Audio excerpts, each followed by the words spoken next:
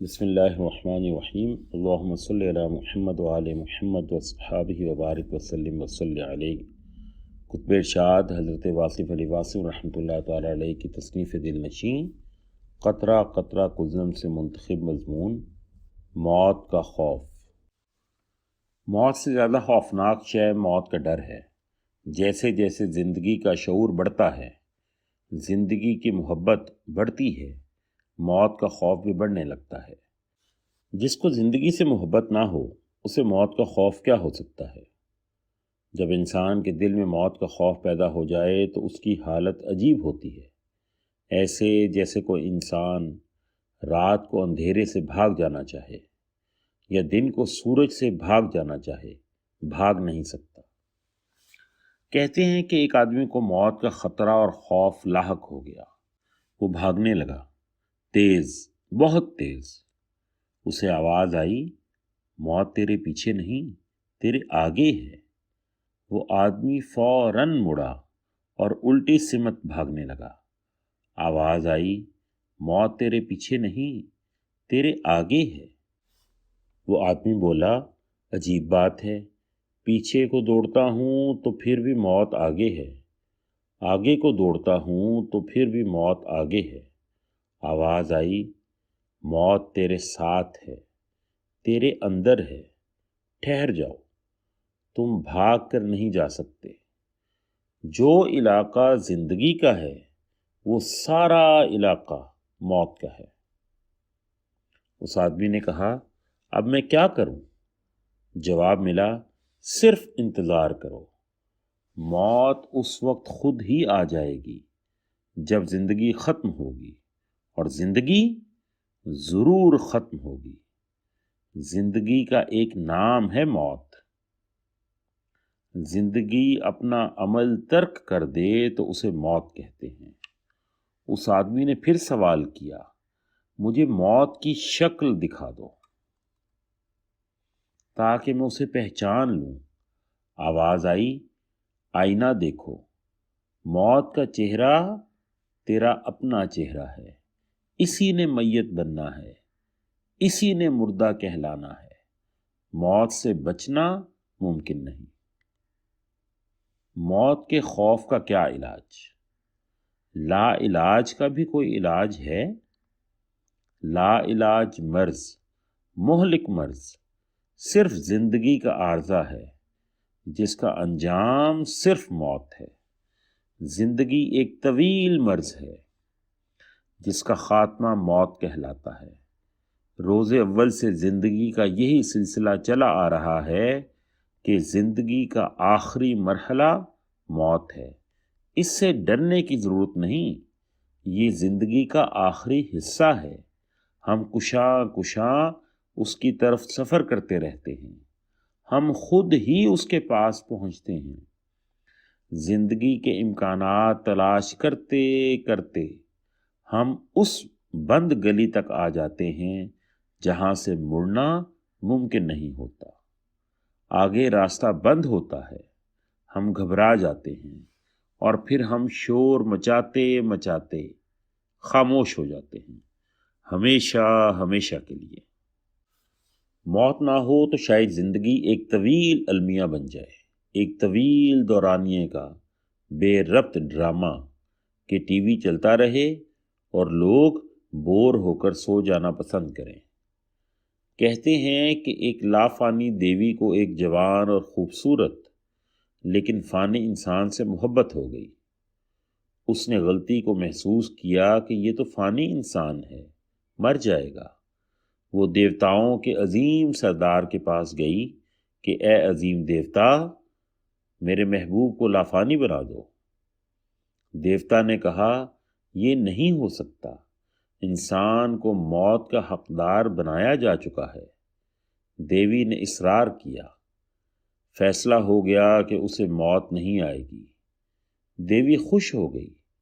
وقت گزرتا گیا، بڑھاپا آیا، خوبصورت چہرے پر جھریاں نظر آنے لگیں، توانائی کمزوری کی زد میں آ گئی۔ وقت گزرتا گیا، بینائی رخصت ہو گئی، سماعت بند ہو گئی، یادداشت ختم سی ہو گئی، مزمحل ہو گئے قوا سارے۔ وہ انسان چلایا، اے دیوی خدا کے لیے مجھے نجات دلائیں، اس عذاب کو برداشت نہیں کر سکتا۔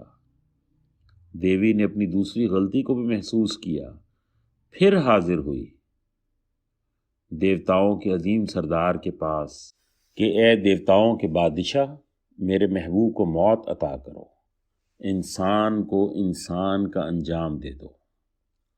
بس یہی راز ہے کہ انسان کو انسان کا انجام ہی راس آتا ہے۔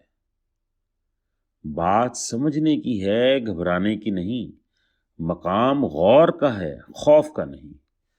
زندگی صرف عمل ہی نہیں، عرصہ بھی ہے۔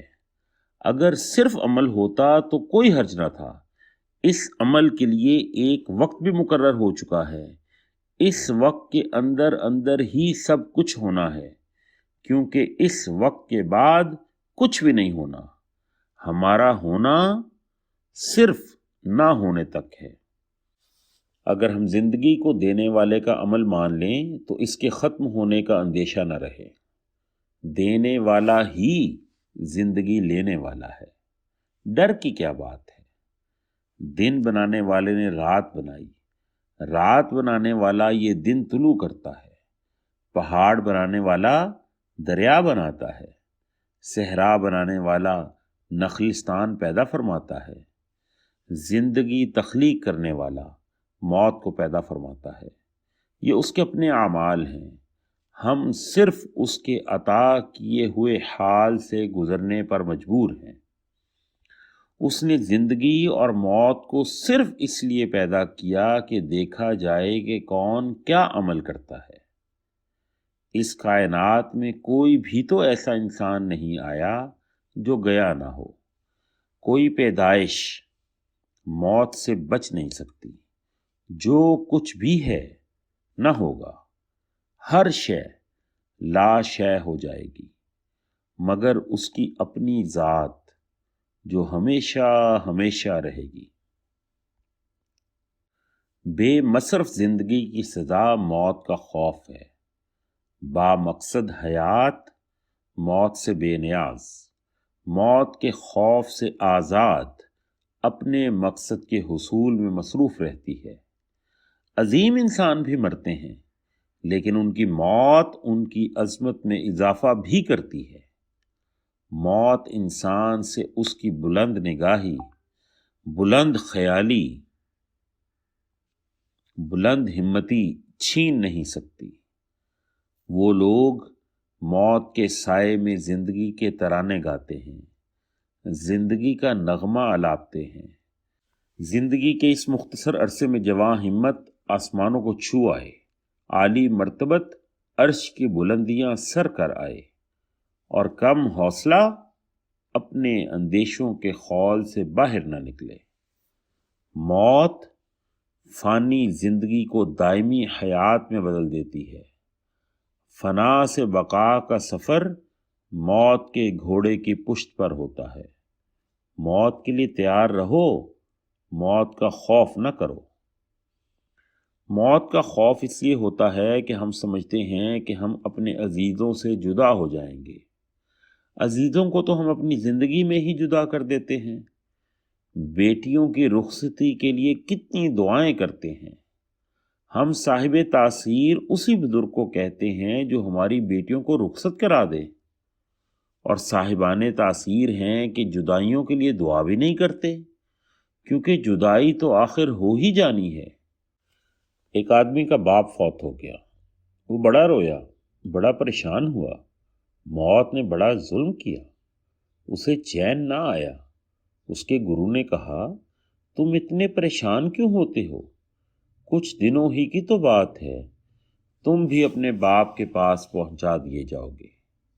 بس یہی ہے موت کا راز یا زندگی کا راز، کہ ہم کچھ عرصہ اپنی اولاد کے پاس رہتے ہیں اور پھر اپنے ماں باپ سے جا ملتے ہیں۔ ڈر کس بات کا؟ والسلام۔